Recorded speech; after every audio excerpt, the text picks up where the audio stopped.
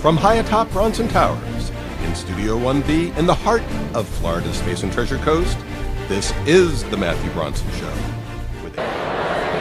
Matthew Bronson here. This week on The Matthew Bronson Show, I am joined by Lee Shire of WaterGait, and WaterGaits, I guess, if you have more than one. And you are the inventor as well as the manufacturer of WaterGaits. So what inquiring minds want to know is, what are WaterGaits? WaterGaits are a whole new way of making a waterproof prosthesis. It's completely waterproof. Most water legs are water resistant, which means that they have to be maintained and they will rust eventually. Whereas here I've got no metal parts that are exposed to water, so they're completely waterproof.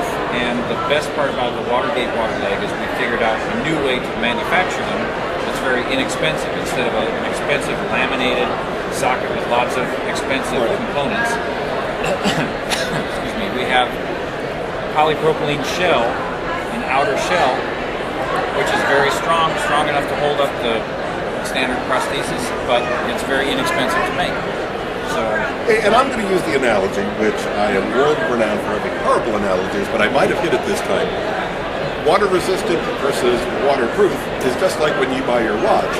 Water-resistant means don't get it near water. Right. Eventually, it's going to need to be sent back and redone by whoever made it. A water-resistant leg will work fine for temporary, but once it gets a hold, most water-resistant legs are soft foam covers. Right. When water gets inside of it, how do you get that water out? You have to reskin it and redo the whole thing. Whereas the WaterGait water leg can't. Now, how does this function?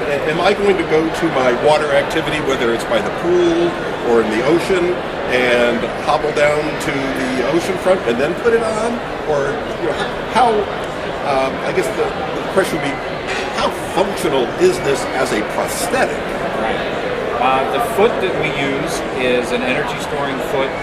It's not a carbon graphite foot, although one is available to be used on the WaterGait, but it doesn't have as much energy storing capabilities as a standard prosthetic foot, which costs $5,000. Right. The entire WaterGait prosthesis costs less than $2,000. So we're using an inexpensive foot, but everybody we fit it on finds them very walkable.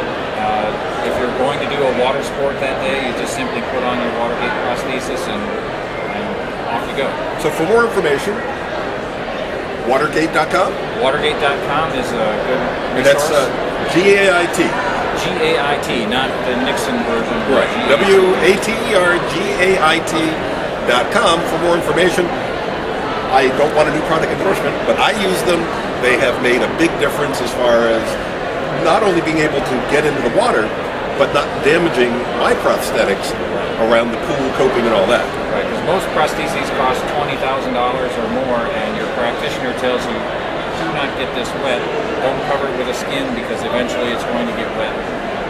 Might as well just get something that's practical, inexpensive, it's going to last for a long time, and it just works. We don't say inexpensive, we say affordable. Right, that's true. So if you have been longing to go to the beach, or maybe even stand up taking a shower, just getting a shower, any water activity. So it's WaterGait, GAIT.com for more information. And until next time, I'm Matthew Bronson. Thank you.